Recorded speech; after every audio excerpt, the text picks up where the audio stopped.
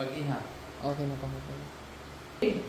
So, otro, adi latak masulod ang simbahan ng Tagbayaon. Adi pa o kugirulyo gagon. Maiha ka na ano, bilang usa nga Eucharistic minister, lay minister din eh. Pero ka na katuig. 2001, 24 years na ang nakalabay.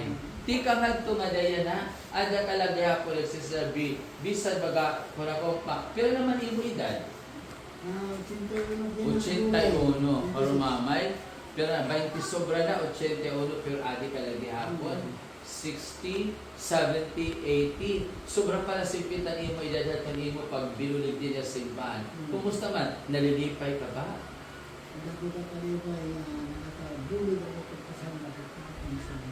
Yan. So, I hope ka ini nga imo presensya maka-inspire ang damo ng mga tao din ang Tagbayaon.